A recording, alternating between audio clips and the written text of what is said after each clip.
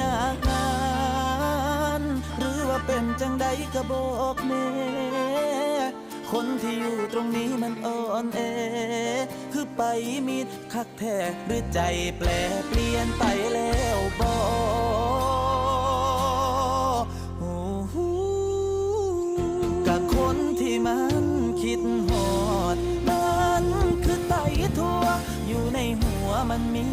แต่เจ้าหูบอกความเหงามาอ้อยมาหลอกตัวให้น้ำตาไหลพาหัวใจได้อยู่น้ำกันกับพ่อใครแน่แต่ยอมแพ้ให้ความห่างไกลตอบกลับแน่เด้อก่อนคนทางนี้ขาดใจย้อนคิดฮอดหลาย